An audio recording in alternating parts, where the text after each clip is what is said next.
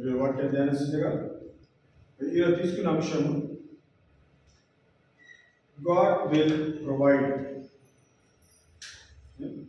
God will provide అనే అంశాన్ని మనము ధ్యానిస్తాం.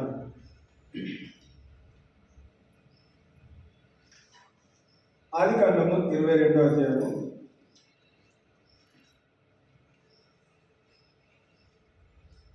మన మొదటి వచనం నుంచి మన క్రమంలో సరే ధ్యానిస్తాం. ఆదికాండము 22వ అధ్యాయం, Genesis chapter 22.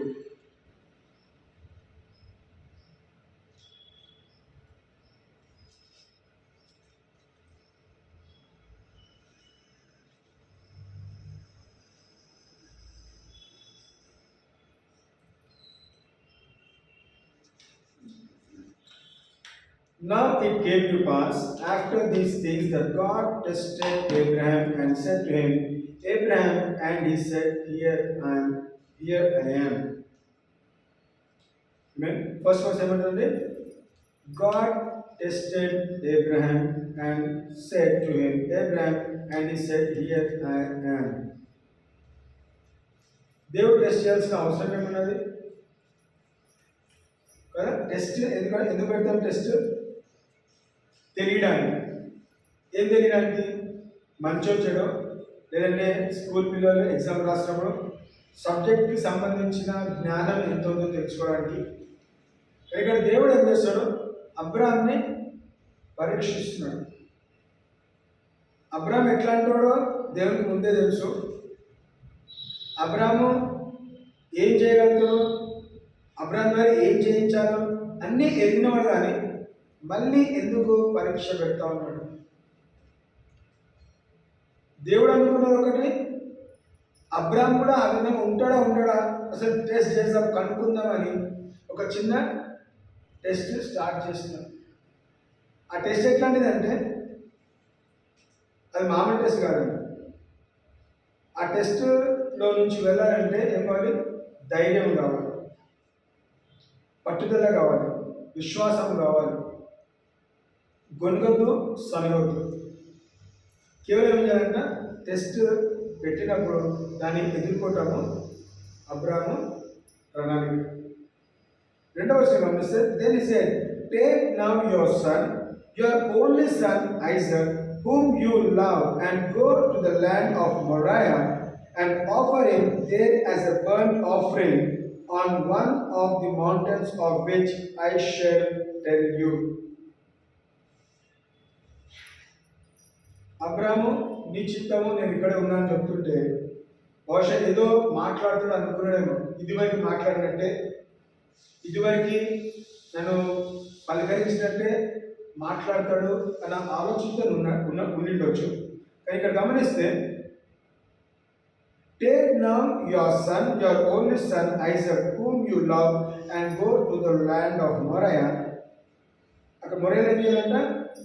And offer him there as a burnt offering on one of the mountains of which I shall tell you. నేను నీకు చూపెట్టే పర్వతం మీద ఏం చేయాలంటే నీ కుమారుడిని తీసుకెళ్ళి, ఏ కుమారుడు అంటే 10 మంది ఉంటే ఒకరిని అడగట్లేదు.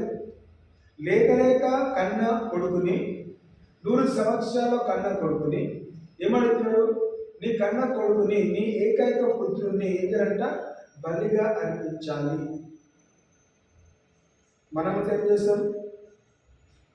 ఇవ్వద్దుని దేవుతాను వద్దు, లేక నేను సంతానం లేక నేను అడుగుతాను, నా సంతానం ఇచ్చిన థ్యాంక్ యూ. కానీ ఇప్పుడు అదే సంతానాన్ని, అదే కుమారుని తీసుకుంటా అంటే నేను ఎట్లా ఇవ్వాలి కదా? ఇచ్చినట్టు ఇచ్చి తీసుకుంటామా? చాలాసార్లు మనము మన వ్యక్తిగత జీవితంలో కూడా జరిగిండొచ్చు అండి. ఈ మాట అనిండొచ్చు, ఇచ్చినట్టు ఇచ్చి తీసేసుకున్నాడు. ఇచ్చినప్పుడు ఏం చేస్తాము? సంతోషిస్తాము, తీసుకుంటే దుఃఖము. మనం అనుకుందాం నిజంగానే, మరి అబ్రాహాము ఇస్సాకు పుట్టిన తర్వాత మరి ఎంత ఘనంగా సెలబ్రేట్ చేసుకుంటాడేమో మీరు ఒకసారి ఆలోచించండి.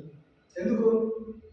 100 అంటే తన వయసు 100 సంవత్సరాలు, వాగ్దానం ఇచ్చిన తర్వాత దాదాపు 25 సంవత్సరాలు వెయిట్ చేసిన తర్వాత ఒక మిరకల్ కదా, ఒక అద్భుతం తన గృహంలో జరిగితే తప్పకుండా ఆయన బీదోడు కాదండి, ధనికుడు, పేరు ప్రఖ్యాతం గాంచిన వ్యక్తి. అబ్రాహాం అంటే చాలా మందికి తెలుసు. ఏం చేస్తాడు? ఘనంగా సెలబ్రేట్ చేస్తున్నాడు. ఆ సెలబ్రేషన్ అంతా గుర్తురాదా? ఇవన్నీ నేను చేస్తాను కదా దేవుని, నేను అడిగితే ఇచ్చినవు, ప్రామిస్ చేయలేవు, మరి వాగ్దానం ఎక్కడ నెరవేర్చబడుతుంది? అనేక దేశాలకి, అనేక రాజ్యాలను ఒక తండ్రిగా నియమిస్తాను. I make a father of many nations అను. మరి ఫాదర్ ఆఫ్ మెనీ నేషన్స్ అన్నప్పుడు నా ఒకే ఒక కుమారుని తీసుకుంటే ఎట్లయితుంది? ఈ థాట్స్ అన్నీ వచ్చిందో చదువుకున్నాం, కానీ బయటికి చెప్పలేదు, దేవుని ప్రశ్నించలేదు. అబ్రాహాంకి తెలియదు అబ్రాహాం పరీక్ష నుంచి వెళ్తున్నాడని. దేవునికి తెలుసు అబ్రాహాం పరీక్ష నుంచి వెళ్తున్నాడని. కానీ పరీక్షలో నెగ్గాలంటే ఏం చేయాలి? పరీక్ష ద్వారా తప్పకుండా వెళ్ళాలి. సో అబ్రాహాం వెళ్తున్న ఛాలెంజ్ ఏంటిది? చెప్పిన వెంటనే ఏ మాట గొడవలేదు, సరిలేదు, దేవుని దూషించలేదు, దేవుని మాట ఏం చేస్తాడంట? ఇమ్మీడియట్గా ఫస్ట్ చూడండి. So Abraham rose early in the morning and saddled his donkey and took two of his young men with him, and Isaac his son, and he split the wood for the burnt offering, and arose and went to the place of which God had told him. Then on the third day Abraham lifted his eyes and saw the place afar off. And Abraham said to his young men, "Stay here with the donkey. The lad and I will go yonder and worship, and we will come back to you." Hallelujah. మరి అబ్రాహాం అబద్ధం చెప్తున్నాడా, నిజం చెప్తున్నాడు? సహజంగా ఏంటి? అబద్ధం. అది ఏంటిది? మేము వెళ్తున్నాము, మేము తిరిగి వస్తామనేది అబద్ధం. మీరు అక్కడ చూడండి, బహుశా సేవకులకు కానీ ఇస్సాకు కానీ, బాబు నేను నిన్ను అర్పించడానికి తీసుకెళ్తున్నానంటే వాడు ఏం చేయాలా? నాన్న అలాంటి పని చేయకు, నువ్వు నన్ను చంపుతావా? ఈ వృద్ధాప్యం నేను నీ కన్న కొడుకుని, నువ్వు నాకు సాక్ష్యాలు చెప్తున్నావు, అరే దేవుడు మమ్మల్ని పిలిచినాడు, సంతానం ఇస్తాడు, ఇవన్నీ చెప్తున్నావు. మరి ఈ సమయంలో నువ్వు నన్ను చంపేస్తావా, బలిగా అర్పిస్తావా? రాత్రి ఎక్కడికైనా పడుకోవచ్చు. ఎందుకు? నెక్స్ట్ డే మార్నింగ్ మా నాన్న నన్ను చంపడానికి తీసుకెళ్తాడని తెలిస్తే ఏ కొడుకు కూడా ఉండడానికి వాడన్నా పరిగెత్తిపోవాలా, లేదా నాన్ననే వేసేయాలి. ఏదైనా ఒకటి జరగాలి. చంపేటానంటే చంపాలా, లేదంటే చంపేటోని దగ్గర నుంచి పారిపోవాలి. ఆ స్థితిగతి, ఆ పరిస్థితి ఉంటుంది కాబట్టి అబ్రాహాం ఎవరికి డిస్క్లోజ్ చేయలేదు. నాకు తెలిసి అబ్రాహాము సేలకు కూడా చెప్పలేదు. సేలకు చెప్పాలని చెప్పొద్దా? కదా యూజువల్గా మనం భార్య భర్తల గురించి మాట్లాడితే భార్య భర్తల మధ్యలో సీక్రెట్స్ ఉంటుంది అనుకుంటాం కదా, నేర్పిస్తాం కూడా. భార్య భర్తల మధ్యలో రహస్యాలు ఉండదు, అన్నీ పంచుకోవాలి. మరి ఇక్కడ అబ్రాహాం ఎందుకు పంచుకోలేదు? అబ్రాహాం పంచుకుంటే ఏం చేస్తుంది? సారా పోనిపోదు, అడ్డుకుంటాడు. రైట్? ఏం చేస్తాడు? ఎవ్వరికి చెప్పకుండా దేవుని స్వరము విన్నాడు. నెక్స్ట్ డే మార్నింగ్ ఇద్దరి సేవకులను తీసుకొని, కుమారుని తీసుకొని, కట్టెలు తీసుకొని ఏ ప్రాంతంలో అయితే వెళ్ళమని చెప్పడం ఆ ప్రాంతానికి విధేయత చూపెట్టి వెళ్ళినాడు. ఎక్స్ట్రా ఏం చేయలేదు కదా.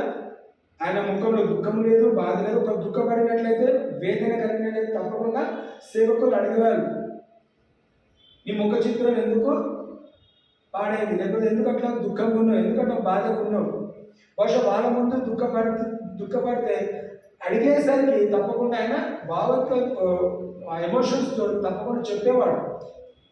ఏం చేస్తాడు? దేవుని స్వరం విన్నాడు. ఆ మాట తన హృదయంలో నాటుకొని ఏం చేస్తాడు? చిన్న కుమారుని, ఏకైక కుమారుని, the only sun. And Abraham said to stay here, మీరు ఇక్కడ గాడితో ఉండండి, మేము కొంత దూరం వెళ్ళి ఏం చేస్తున్నాం? బలి అర్పించి మేము తిరిగి వస్తాము. మేము ఇద్దరం వెళ్తున్నాము, ఇద్దరం కూడా తిరిగి వస్తాము, మేము బలి అర్పిస్తాము. Amen. So Abraham took the wood and the burnt offering and laid it on Isaac his son, and he took the fire in his hand and a knife, and the two of them went together. బలి అర్పించడానికి కావాల్సిన కట్టెలు, మంట, కత్తి అన్ని కూడా తీసుకెళ్తున్నాడు. 7వ వచనం, but Isaac spoke to Abraham his father and said. ఎక్కడ మాట్లాడుతున్నాడు? ఇంట్లో. ఎక్కడ చూడండి, పిల్లలు సాధారణంగా అరే రారని అతను తీసుకెళ్తాను ఏం చేస్తాము? 100 క్వశ్చన్లు వేస్తాము. ఎక్కడికి వెళ్తున్నాము, ఎందుకు వెళ్తున్నాము, ఏం కొనిస్తాము. అప్పుడు పిల్లలు అట్లా ఉన్నారు, ఇప్పుడు కూడా అట్లా ఉంటారు. తప్పకుండా అడుగుంటాడా ఇంటి దగ్గర? పాప ఎటు వెళ్తున్నాం, ఎటు వెళ్తున్నాం, ఎక్కడ తీసుకెళ్తున్నాం, ఇంత ఎర్లీ మార్నింగ్ అలా. That is what the word says, early in the morning, వేకు జామునే అడగరా, అరే నిద్ర చెడగొట్టుకుని నన్ను ఎక్కడ తీసుకెళ్తున్నావు, ఎక్కడికి వెళ్ళాలి, ఏం చేయాలి అని అడిగిండొచ్చు. కానీ ఆ ప్రశ్నని అరే నువ్వు భద్రగా నేను చెప్తా, ఎక్కడికో తీసుకెళ్తున్నావు, నోరు మూసుకొని రానని నువ్వే చూసుకో కదా, నీకే తెలుస్తుంది కదా ఎక్కడ తీసుకెళ్తున్నావు. ఈ సంభాషణతో కూడా చేస్తున్నప్పుడు ఇక్కడ గమనిస్తే, బట్ ఇంకా ఐజాక్ తట్టుకోలేక నోరు తెరిచి అడుగుతున్నాడు. But Isaac spoke to Abraham his father and said, my father, and he said, here I am my son. Then he said, look the fire and the wood, but where is the land for burn offering. కట్టెలు ఉన్నాయి, నిప్పు కూడా ఉన్నది, కత్తి కూడా ఉంది నీ చేతిలో. కానీ మనతోని చూడండి ఎందుకు డౌట్ వచ్చిందంటే, ఒక గొర్రె పిల్లని నెంబడి తీసుకెళ్తే అది గొర్రె పిల్లని బలిగా అర్పిస్తామని ఒక థాట్ ఉంటుంది. మరి కేవలం మనుషులే ఉన్నాము, కట్టెలు పొయ్యిలు అవి తీసుకెళ్తారు, కానీ బలి ఇవ్వడానికి ఏం లేదు, మన దూడ లేదు, గాడిద లేదు, ఎద్దు లేదు, ఏం లేదు మన దగ్గర. మనకి ఏది ఇస్తాము. అందుకే అబ్రహాం చెప్పిన మాట ఏంటంటే చూడండి 8వ వచనం, but Abraham said, my son, God will provide for himself the lamb for a burnt offering. So the two of them went together. Ibrahim ఏం చేశాడంటే, అబ్రాహింకి తెలుసు వర్షం బయటకు చెప్పలేదేమో, దేవుడు నాతో మజాక్ చేస్తున్నాడు, కొడుకుని ఇమ్మన్నాడు, టెస్ట్ చేస్తున్నాడేమో, సరే నేను కూడా టెస్ట్లో నెగ్గుతాను, అడిగినాడు కదా ఇచ్చి చూస్తున్నాడు, ఎట్లాగా నాకు తెలుసు నా తండ్రి నా దేవుడు నా దగ్గర నుంచి ఏది కూడా దొంగలించాడు, నా దగ్గర నుంచి ఏది కూడా తీసుకోడు, లాక్కోడు, నాకు ఇచ్చినాడు, వాగ్దానం పుత్రుడు ఇచ్చినాడు. ఆయన దేవుడు చెప్తున్న వెంటనే తప్పకుండా తనతో చేసిన నిబంధన, తనతో చేసిన వాగ్దానాలన్నీ గుర్తొచ్చి చెప్పుకోకుండా దాచిపెట్టుకుని ఏం చేస్తాడు, తను చెప్పిన మాట ప్రకారం, దేవుడు చెప్పిన మాట ప్రకారం వెళ్ళేమన్నాడు, కుమార్తె చెప్తున్నాడు నాకు తెలియదు అనట్లేదండి కదా, అక్కడ ఇంక్లూజన్ నాకు తెలియదు అనట్లేదు, లేదంటే అడిగే కొద్దీ అరే నువ్వేరా అని కూడా చెప్పట్లేదు. ఏమన్నాడు, తనకు నిశ్చయిత ఏంటిది, my God will provide. Hallelujah, amen. God will provide for himself. తనకు తానుగా ఒక బలిని అర్పించుకోవడానికి ఏం చేస్తాడో ఒక గొర్రె పిల్లని ఆయన ప్రొవైడ్ చేసుకుంటాడు. God will provide for himself. ఆ రోజు God provided for himself, today God will provide for you and for me. Hallelujah. నీ కొరకు నా కొరకు దేవుడు సమకూర్చేవాడు, నీ అక్కడిని తీర్చేవాడు. సో మనకి ఇంకా క్వశ్చన్స్ ఉన్నట్లయితే, ఇస్సాకు లాగా ఇంకా క్వశ్చన్స్ ఉన్నట్లయితే, అబ్రాహం లాగా ఇంకా క్వశ్చన్స్ ఉన్నట్లయితే ఎవరు తీరుస్తాడు? అబ్రాహమే ఒక ఆన్సర్గా ఇస్తున్నాడు, God my son God will provide. మరి ఈరోజు సంఘ కాపరిగా సంఘస్థులతో మాట్లాడేదంటే దేవుడు మీకు అనుగ్రహిస్తాడు. పండుగ వచ్చింది కాబట్టి కొన్నిసార్లు బట్టలు కొనుక్కునే విషయంలో కానీ, షాపింగ్ చేసుకునే విషయంలో కానీ, వస్తువులు కొనుక్కునే విషయంలో కానీ ఏం గుర్తొస్తుంటుంది? మన పాకెట్ గుర్తొస్తూ ఉంటుంది, బ్యాంక్ గుర్తొస్తూ ఉంటుంది, పర్సు గుర్తొస్తూ ఉంటుంది, దాంట్లో ఉందా లేదా, లేదా ఎవరైనా సహాయం చేస్తారా అన్న ఆలోచనలు వస్తూ ఉంటాయి. కానీ మనము దేవుని పైన ఆధారపడితే ఏమని డిక్లేర్ చేయాలి? My God will provide. యెహోవా ఈరే ఏం చేశారంట? నాకు సమకూర్చేవాడు. స్థిరపరచువాడైనా సమకూర్చువాడు కూడా ఆయన. తప్పకుండా భయం అయితే ఉంటుంది, లేదంటే బాధ అయితే ఉంటుంది. 10 మంది చుట్టుపక్కల ఉన్నారు, అందరినీ షాపింగ్ స్టేటస్ పెడతారు, షాపింగ్ వెళ్తున్నారు, కొనుక్కొచ్చుకుంటారు, అన్నీ చేస్తున్నారు. అరే నేను ఎప్పుడు చేస్తాను, నాకు ఎప్పుడు కలుగుతుంది కదా, మరి నా పరిస్థితి ఏంటిది అనే ఆలోచన ఉన్నట్లయితే మరి దేవుని వాక్యం ఉదయకాల సమయంలో అబ్రాహాము చెప్పిన మాటని మరొకసారి సంఘంలో ప్రకటిస్తున్నాను. God will provide. ఏం చేస్తారంట? దేవుడు మనకి అనుగ్రహిస్తాడు. He will provide for himself a lamb for the burnt offering. So the two of them went together. Amen. Then they came to the place of which God had told him, and Abraham built an altar there and placed the wood in order, and he bound Isaac his son and laid him on the altar upon the wood. ఇక్కడ ఇంకొక అడ్డంకు. అక్కడ దాకా వెళ్ళే Bobby provide sir నోరు మూసుకుని అక్కడ దాకా వెళ్ళినాడు. బలి పీఠం కట్టినంత వరకు గమ్మునే ఉన్నాడు. బలిపీఠం కట్టిన తర్వాత ఇప్పుడు ఏం చేయాలి? ఇస్సాకుని దగ్గర నుంచి వాడికి తెలియకుండానే ఆటాడిసిన చేతులు వెనుక పెట్టు, కాలు అంటామా? వాడు అనుకున్నాం అట్లనే చేతులు వెనుక పెట్టుకోవాలని చుట్టి పట్టుకొని కట్టేసింది. తప్పకుండా పెనుగులాడుకుంటాడు, నాన్న ఎందుకునే చేస్తున్నాడు. కాలు చేతులు కట్టి ఏం చేశాడు? That is what the word says. And Abraham built an altar and placed the wood in order, and he bound Isaac his son and laid him on the altar upon the wood. చేతులు కాలు కట్టి భవిష్యత్తు వీలైతే నోరు కూడా కట్టేసి నోట్లో బట్ట కూడా ఏమని చేసింది? అరుస్తారు కాబట్టి అన్నీ చేసేది ఏంటంట, ఆ బలిపీఠ మీద ఆ కట్టెల మీద పడుకోబెట్టినాడు. చూడండి, అబ్రాము దాదాపు అనుకుంటే 100 సంవత్సరాలు ఇస్సాకు పుడితే ఆయనకు ఇస్సాకు అప్పుడు 10-12 సంవత్సరాలు అనుకున్నాం. అంటే 110-15 సంవత్సరాల వయసులో అబ్రాహం ఏం చేస్తాడండి? చేతులు ఏమున్నది? కర్రలు అంటే మామూలు కర్రలు కాదు. బలిపీఠం అంటే కొన్ని కర్రలు ఒక మనిషి పడుకోబెట్టి బలి అర్పించడానికి ఎన్నో కట్టెలు కావాలి. ఆ కట్టెల బరువు అందాజ తీసుకుంటే కూడా 15-20 కిలోల కట్టెలు కంపల్సరీ అవసరం. ఒక పక్కన నిప్పు తీసుకెళ్తున్నాడు, కట్టెలు మోస్తున్నాడు, కుమారుని సంజాయిస్తూ చిన్నవాడు వాళ్ళ చేయి పట్టుకోవాలి, ఇప్పుడు తప్పిపోతాడు. సో ఈ భారం అంతా కూడా స్ట్రైట్ రోడ్ మీద వెళ్ళట్లేదండి, కొండ మీదకి వెళ్ళమన్నాడు. గాడిదని తెచ్చుకున్నాడు, కొంత దూరం దాకా గాడిద మోసింది. అక్కడ నుండి ఇంకా కొంత దూరం వెళ్ళాలంటే అబ్రాహం మోయారు. అంటే శ్రమతో కూడిన పని ఇది. బలి అర్పించాలంటే శ్రమతో కూడిన పని. లెట్ ఫైర్ కంటానా అక్కడ అగ్ని రాదండి. లెట్ దెర్ బి బలిపీఠం అంటే రాదు అక్కడ. ఆయన వెళ్ళి కూర్చోడు. బలిపీఠం కట్టడానికి కూడా అక్కడ రాళ్ళు ఏరుకోవాలి, కరెక్ట్ రాళ్ళ సైజ్ చూసుకోవాలి, మట్టి కావాలి, సామాగ్రి కావాలి. బలిపీఠం కట్టడానికి, కట్టెలు పేర్చడానికి నిప్పు, కత్తి అన్ని బరువు మోసుకొని వెళ్తున్నాడు. ఏ వయసులో అండి? 100 సంవత్సరాలు దాటిన 110-15 సంవత్సరాల వయసులో, అది వృద్ధాపమే. అయినను దేవుడు చెప్పిన మాట ప్రకారము విధేయత చూపెట్టినాడు. He was obedient to the call of God, the instructions of God. He was obedient. ఆయన చెప్పిన మాట ప్రకారం వెళ్ళి ఏం చేస్తున్నాడంట? ఆయన చేతులు కాలు కట్టేసి, and Abraham stretched out his hand and took the knife to slay his son. But the angel of the Lord spoke to him. But the angel of the Lord called to him from heaven and said, Abraham, Abraham. So he said, Here I am. అక్కడ దాకా కత్తి తీయకముందు చివరిసారిగా ప్రార్థన చేయట్లేదండి.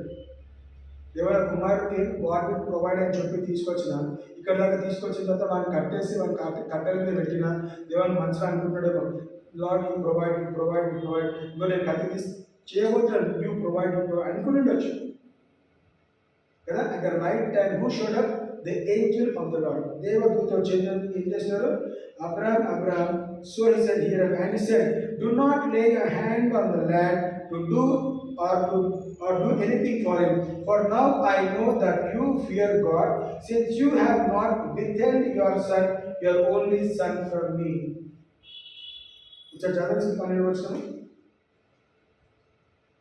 అప్పుడు ఆయన చిన్నవాని మీద చెయ్యి వేయకును, అతనినేమీ చేయకును. నీకు ఒక్కడే ఉన్న నీ కుమారుణ్ణి నాకు వెలితీయలేదు కనుక నీవు దేవునికి భయపడవాడవని ఎందువలన నాకు కనబడుచున్నదని. నీవు దేవునికి భయపడతావని ఈ క్రియ ద్వారా నాకు తెలిసింది. అంటే ఏంటిది? ఈ అబ్రాహం నిజంగా నేనంటే భయం ఉందా లేదా అసలు టెస్ట్ చేద్దాం అనుకుంటే ఏం చేశాడంట? దేవుని భయం తనలో ఉందని నిరూపించుకున్నాడు. దేని ద్వారా? గొలగలేదు, తనకు ఏ పరిస్థితులు అంటే తన కుమారుని బలిగా ఇవ్వడానికి. ఆస్తులంతా అసలు అడగట్లేదు. బహుశా అబ్రాహ్ని ఆస్తి అంతా ఒకరికి పంచమని చెప్తే ఆ సిచ్యువేషన్ తప్పని చేసేవాడు, తనకేం నష్టం లేదు కాబట్టి. కన్న కొడుకుని ఎవరు కూడా బలిగా అర్పించడానికి సిద్ధపడారండి. ఎంత మహానుభావుడైనా నువ్వు ఎంత ప్రేమించినా కానీ మూర్ఖులే చేస్తారు అట్లా. ఇవాళ మనం చూస్తాం కదా, బలి అర్పించడానికి కన్న కూతుర్ని తీసుకెళ్ళి బలి అర్పిస్తారు. అది మూర్ఖత్వం అది. కానీ దేవుడు మూర్ఖుడు కాదండి, టెస్ట్ చేయడానికి మాత్రమే తీసుకెళ్ళండి. కేవలం దేవాది దేవుడే తన కుమారుని బలిగా అర్పించినాడు. హల్లెలూయా. మరి ఇక్కడ గమనిస్తే అబ్రాహం ఏం చేస్తాడు? తీసుకెళ్ళి చేసిన తర్వాత ఏమన్నాడు? Do not lay your hand on the land by this. అందుకే చూడండి క్లియర్ మాట్లాడుతాను. For now I know that you fear God. ఇప్పుడు నేను ఎరిగినవని ఏంటంట? నీవు దేవుని భయం కలిగిన వాడివి. ఇంకా ఏమన్నాడు? నీ ఏకైక కుమారుని బలిగా అర్పించడానికి నువ్వు వెనుకాడలేదు. మనం పరిశీలించుకున్నాం. మనం ఎన్నిసార్లు వెనుకాడుతున్నాం? మన దగ్గర ఉన్నది ఇవ్వడానికి ముందుకు వెళ్తున్నామా, వెనుకాడుతున్నామా? అది డబ్బే ఉండొచ్చు, అది ప్రేమే ఉండొచ్చు, మన దగ్గర ఉన్న వస్తువులు పంచుకోవటము, మనకిచ్చిన గురాన్ని పంచుకోవటమా, మనకిచ్చిన జ్ఞానం పంచుకోవటమా, ఏదైతే ఉన్నదో మనం ఇచ్చిన దాంట్లో మనము సందేహిస్తున్నామా, లేదా మనము ముందుకు వెళ్తున్నామా, వెనుకాడుతున్నామా, అది మనం గమనించుకోవాలి. దేవుడు ప్రొవైడ్ చేయాలంటే మనము సందేహించొద్దు. దేవుడు మనకు సమకూర్చాలంటే మనం ముందుకు వెళ్ళాలి. We should go forward. We should not withhold from anything.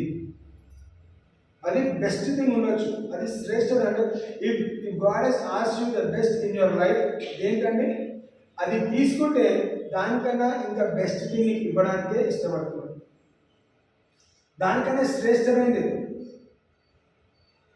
ఇస్సాకును తీసుకొని ఇంకో కొత్త ఇస్సాకు ఇవ్వడానికి సిద్ధపడట్లేదండి. ఇస్సాకు ద్వారా తన టెస్ట్ పాస్ అయిన తర్వాత ఇంకేం చేస్తాడు? తనకి ఇచ్చిన వాగ్దానం ఏంటిది? అనేక జనములకి నువ్వు తండ్రిగా నియమించబడతావు. ఆ వాగ్దానం నెరవేర్చబడాలంటే ఈ టెస్ట్ పాస్ అయిన తర్వాతనే ఆయన వాగ్దానం నెరవేర్చబడతాడు. జాన్వర్లో వాగ్దానం తీసుకున్నాం, గ్రేట్ ఈజ్ యువర్ ఫెయిత్ఫుల్నెస్, ఎంతైనా నమ్మగలిగిన వాడు. మనం వెనుక దేవుడు చూస్తారు, ఈ 350 రోజుల్లో దేవుని నమ్మకత్వం ఎంతగా మనలో ఉంది మనం గ్రహించగలుగుతాం. ఈరోజు మనం శ్వాస పీల్చామండి. ఈ రీసెంట్ టైమ్స్లోనే ఎంతోమంది దగ్గర వారు, తెలిసిన వాళ్ళు కదా ఈ భూమిని విడిచిపెట్టి వెళ్ళిన వారిని గమనిస్తుంది. క్రీస్తులో నిద్రించిన వారిని గమనిస్తుంది. క్రిస్మస్ సీజన్ వచ్చిందంటే అనేక క్రిస్టియన్ ఫ్యామిలీస్లో మరణం సంభవిస్తూ ఉంటుంది. సంవత్సరం అంతా రెడీగా ప్రిపేర్ అంటే మా క్రిస్మస్ గ్రాండ్గా సెలబ్రేట్ చేసుకోవాలి. కరెక్ట్ ఇంకా 2 రోజులు, 3 రోజులు, వారం, 10 రోజులు, నెల రాగానే కదా టప వికెట్ పడుతూ ఉంటుంది. కానీ మన వికెట్ ఎందుకు పడలేదు? దేవుడు మన పట్ల ఇంకా ప్రణాళిక కలిగినాడు కాబట్టి. వాళ్ళకైనా గొప్పవారి కాదు, వాళ్ళకైనా మంచివారు కాదు, వాళ్ళకైనా నీతిమంతులు కాదు. దేవునికి మనం ఏం చేయాలంట? దేవా, నీవు నా శ్వాస ఆపనందుకు నీకు కృతజ్ఞతాస్తుతులు చెల్లిస్తున్నాను. ఒక నేను బ్రతుకున్నానంటే నేను ఈ మాట చెప్తున్నాను, నీ ప్రణాళిక ఏంటిదో నా పట్ల నీకు నెరవేర్చండి, స్థిరపరచండి. చెప్పుకోవడానికి 100 సంవత్సరాలు, 120 సంవత్సరాలు కాదండి. నేను బ్రతికిన కాలంలో నీకు ఉపయోగకరంగానే బ్రతికినానా లేదా?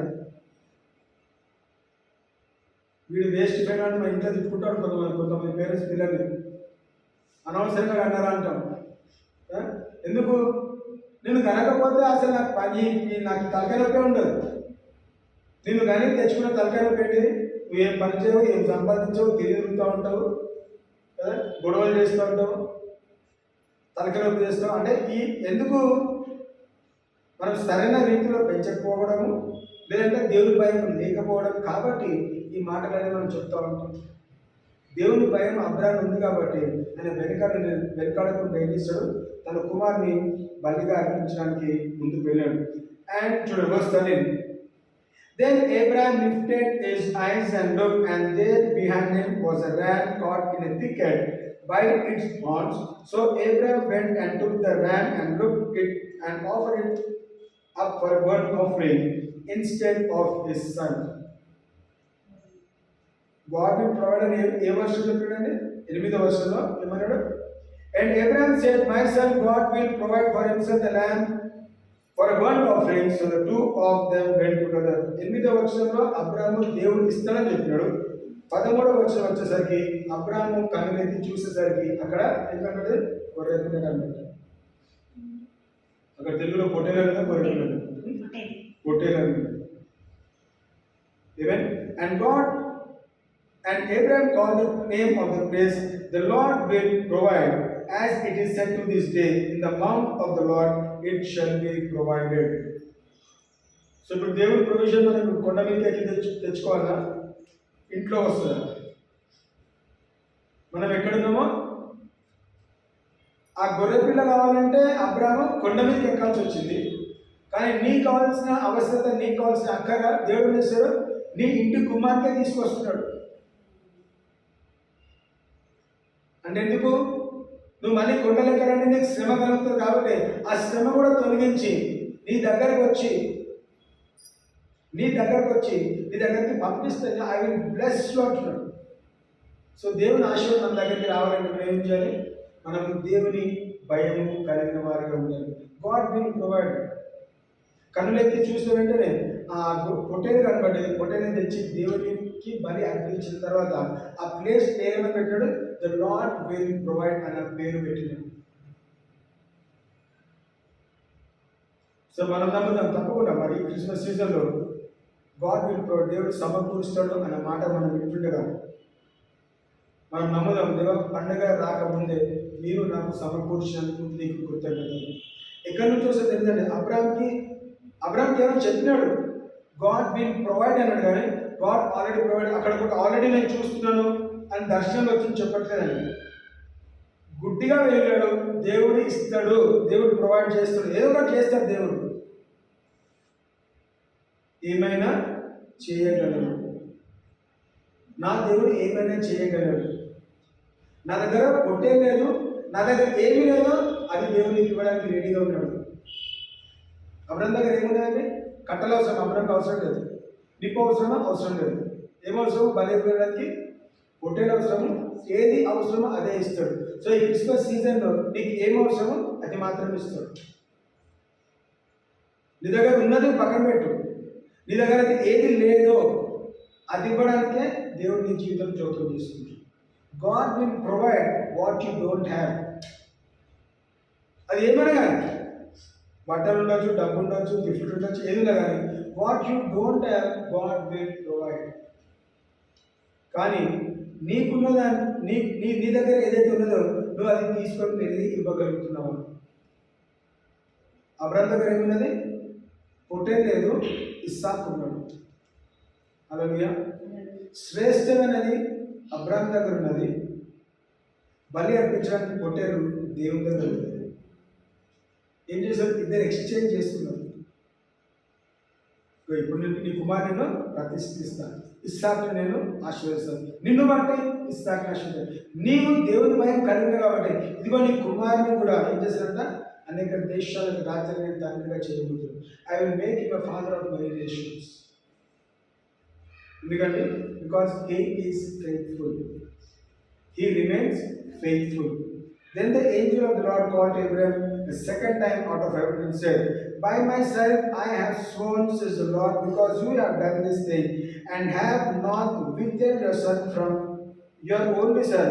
Blessing I will bless you, and multiplying I will multiply your descendants as the stars of the heaven and as the sand which is on the seashore, and your descendants shall possess the gate of their enemies. హల్లెలూయా. ఏమన్నాడు? ఒకసారి చదవండి 17వ వచనం.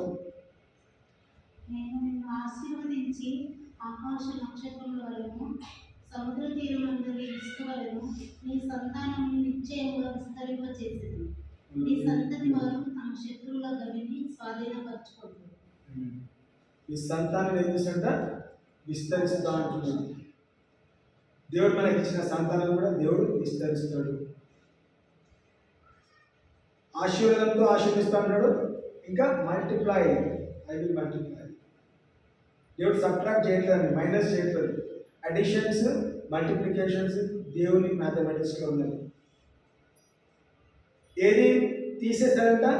నీలో ఏది ఉండదో అది మాత్రమే తీసేస్తా అంటున్నాడు. ఒక నిజంగా అబ్రామ్ భయంతో చేయకపోతే అబ్రామ్ని దేవుడు గద్దించేవాడు కాదు. అబ్రామ్ని తిరిగి బలపరచేవాడు, స్థిరపరచేవాడు. అబ్రామ్ నీలో భయం నేను చూస్తాను, నీలో భయం నేను వెళ్ళగొడతా. దావీదు దేనికి భయపడలేదండి. స్టీఫెన్ రాళ్ళతో కొడుతున్నా కానీ అక్కడ అనవసరంగా వీటితో పెట్టుకునేదిరా అని అక్కడి నుంచి పరిగెత్తిపోవట్లేదు. ప్రతి ఒక్క రాయిని ఒక బ్లెస్సింగ్గా తీసుకున్నాడు. ఒక్కొక్క రాయిని తాకుతున్నప్పుడు ఏం చేశాడు? పరలోక ద్వారం తెరవడము, యేసుక్రీస్తు నిలబడటం గమనించగలిగాడు. ఆ దెబ్బలుతులో కూడా అమ్మ అయ్యనట్లేదు, ఏసయ్య ఏసయ్య అంటూ తన పరలోకమంతా తెలిసినప్పుడు యేసుక్రీస్తు తనకి బయలుపరచుకున్నాడు. He was able to see Jesus standing at the throne of God. తన సింహాసనం దగ్గర నిలబడటము స్టీఫెన్ ఎప్పుడండి ఎలాంటి పరిస్థితిలో బెడ్రూమ్లో హాయిగా ఏసీలో కాదు, రాళ్లతో కొడుతున్నప్పుడు, తనకి దెబ్బలు తాకుతున్నప్పుడు, ఒక పక్కన రక్తం కారుతున్నప్పుడు, ప్రాణ పోతున్న స్థితిగతిలో పరిస్థితుల్లో ఏం చూసినాడు. ఎందుకు తన గురించి ఏమి రాయబడ్డది? He is full of the Holy Spirit, full of faith and yet the fear of God. దేవుని భయం కలిగిన వాడు, పరిశుద్ధాత్మ నిబద్ధత కలిగిన వాడు, దేవుని కొరకు ఏమైనా చేయడానికి సిద్ధపడిన వ్యక్తి. కాబట్టి చూడండి, ప్రతి వారం మనకి ఏదో చెప్పడం కాదు, మనము ప్రయత్నం చేయాలి ఆ విధంగా బ్రతకడానికి. మనము యవనస్తులమా, వృద్ధులమా, పిల్లలమా కాదు. నువ్వు ఏ స్థాయిలో ఉన్నా, ఏ వయసులో ఉన్నా, ప్రతి వయసు దేవునికి ఇంపార్టెంటే. ఏమేం ఏలి వయసు ఎంత? దాదాపు సంగీతం దగ్గరకు వచ్చినప్పుడు 80 సంవత్సరాలు, దాదాపు దగ్గర 100 సంవత్సరాల దాకా వయసు. మరి చిన్న వాడు 5-6 సంవత్సరాలు ఉండొచ్చు సమయానికి.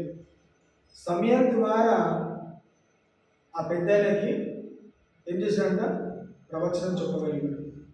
దేవుడు చిన్న వయసున్న ఆ సమయాన్ని పెద్దలు పక్కన పెట్టాడు. ఇంకా ఏలిని పక్కన పెట్టి దేవుడు సమయాన్ని దర్శించి సమయానికి ఏమి చేయబోతున్నాడో చెప్పి సమయం ద్వారా హెచ్చరికలు ఏలియా పొందుకున్నాడు. సో వయసుతో సంబంధం లేదండి. ఏ వయసులో ఉన్న వ్యక్తినైనా దేవుడు వాడుకోగలుగుతాడు. 80 సంవత్సరాలు దాటిన మోషేని దేవుడు వాడుకోగలిగినాడు. 100 సంవత్సరాలు దాటిన అబ్రహాముని వాడుకోగలిగినాడు. నేను రిటైర్ అయినానని మొన్న జాబ్ నుంచి 60 దాటిపోయినా ఇంకా చాలు, నా పిల్ల పాపని చూసుకుంటాను, మనవరాలతో ఆడుకుంటాను, అవన్నీ ఇంట్లో కొద్ది సమయం మాత్రమే. నీకున్న సమయం, నీకు కాని సమయాన్ని మనము దేవుడి రాజ్యము కట్టే విషయం మనము ప్రయాసపడాలి. మనము ఏం చేయాలి? ముందుకు. అందుకే 18 వచ్చినప్పుడు in your seed all the nations of the earth shall be blessed because you have obeyed my voice. వీళ్ళైతే ఏం చేస్తారంట? నిన్ను నేను ఆశీర్వదిస్తా, నీ తర్వాత సంతతిని కూడా ఆశీర్వదిస్తా. ఏమేం తల్లిదండ్రులు మనం ఏం చేయాలి? నేను దేవునికి విధేయత చూపిస్తే నేను నా పిల్లలు ఆశీర్వదించబడతాను. చాలాసేపు పేరెంట్స్ వెళ్ళారండి, పిల్లలే పెద్దలు కోరండి. పేరెంట్స్ తల్లిదండ్రులు చర్చికి పోకుండా పిల్లల్ని సండే స్కూల్కి చర్చికి పోమని ఆయన ఏం చేస్తారు? వెంటాడి కొడుతూ ఉంటారు. మనం వెళ్తే మన వెంబడి పిల్లలు వస్తారు. మనం ప్రోత్సహించాలి, మనం ప్రేరేపించాలి, మనం నడిపించాలి. కొట్టో తిట్టు ఏదో ఒకటి చేసి తీసుకొని రావాలి. స్కూల్కి పంపించినప్పుడు ఏం చేస్తాము? పిల్లలు ఏడుస్తారు స్కూల్కి వెళ్ళమని. గేట్ దాకా మంచిగా పోతారండి. గేట్ రాగానే కొంతమంది పిల్లలు కదా విపరీతమైన ఏడుపు. మా మేడం ఉన్నది ఇక్కడ, ఏడ్చేసి వామిటింగ్ చేస్తుండే. ఆమె ఇంకొక డ్రెస్ పెట్టి పంపేవాళ్ళం స్కూల్కి. సాక్స్ పాడైపోయింది, సాక్స్ తడిచిపోయింది, డ్రెస్ పాడైపోయింది, వామిటింగ్ చేస్తుండేదని. సో అలాంటి పరిస్థితి ఉంటుంది. పిల్లల్ని విడిచిపెట్టాలండి, కానీ సభ్యులు అట్లా విడిచిపెట్టలేదండి. అమ్మ నేను నీతో ఉంటాను, కొన్ని రోజులు ఉంటాను అన్నాడు, అడగట్లేదు. అంటే అమ్మ ఎంత బుజ్జగించిందో, ఎంతవరకు తనలో నూరి పోషిందో కదా. మైండ్ వాష్ అంటాం కదా, బ్రెయిన్ వాష్ అంటాం. అరే నువ్వు అనుకున్న చిన్నప్పటి నుంచి కదా, నేను దేవుడికి ప్రతిష్ఠించుకున్నా, డెడికేట్ చేసినాను, నువ్వు ఇప్పటి నుంచి నా దగ్గర ఉండవు కదా. పాలు తాగినంత కాలం ఉంటావు, తర్వాత కొంచెం పెద్దగాక నేను ఒక చర్చలో వదిలేస్తాను, నువ్వు అక్కడే ఉండాలా, నువ్వేం లేచి పెట్టదు, దేవుడు చెప్పిన మాట విను, దేవుడిని దర్శిస్తాడు. నేను మొక్కుకున్నాను కాబట్టి నేను మొక్కు ప్రకారం ఆ మొక్కు ప్రకారం నేను అక్కడ వదులుతాను, నేను అప్పుడప్పుడు వచ్చి చూసిపోతాను. నూరిపోసి కాబట్టి సంఘాలు ఇంటికి తిరిగి రాలేదండి. అక్కడే ఉన్నాడు, అక్కడే పరిచయం చేస్తున్నాడు, గొప్ప ప్రవక్తగా ఎన్నుకున్నాడు, ఏర్పరచబడ్డాడు. ఇవాళ పెద్దగా హాస్టల్కి వెళ్ళి ఉండరు పిల్లలు. ఎందుకు? అమ్మ కావాలా, నాన్న కావాలా, లేస్తే వాళ్ళు చెప్పిన మాట వినరు. కానీ లేకంగానే మమ్మీ డాడీకి అనిపించాలి, ఇక్కడ తినడానికి పని చేయరు, పాట చేయరు. దూరం ఉంటే మిస్ డాడీ మిస్ మమ్మీ అని పెడతారు, దగ్గర ఉన్నప్పుడు ఏమి చేయరు పిల్లలు. పరిస్థితుల్లో మనం ఉన్నాం. బట్ వాక్యానికి అనుసారం తీసుకుంటే దేవుని భయం కలిగిన వాళ్ళు ఏం చేస్తారంట, దేవుడు మల్టిప్లై చేస్తారు. సో దేవుడు మనల్ని మల్టిప్లై చేయాలి అంటే దేవుని భయం మనం కలిగి ఉండాలి. హల్లెలూయా. దేవుడు మనల్ని విస్తరించడానికి ఆశ కలిగి ఉన్నాడు. దేవుడు ఆశ నెరవేర్చబడంటే నా పని ఏంటిది, నేను దేవుని భయభక్తులు కలిగి ఉండాలి. చాలు. నువ్వు దేవుని భయపడు, దేవుని భయభక్తులు కలిగినట్లయితే వాట్ ఎవర్ యు నీడ్, నీ దగ్గర ఏది లేదో దేవుడు ఈ క్రిస్మస్ సీజన్ నీకు అనుగ్రహించబోతున్నాడు. God will provide, the Lord will provide. He Jehovah Jireh, యెహోవా ఈరే నీకు సమకూర్చును గాక. హల్లెలూయా. దేవుడు కొద్ది మాటలు దీవించును గాక. ఆమేన్.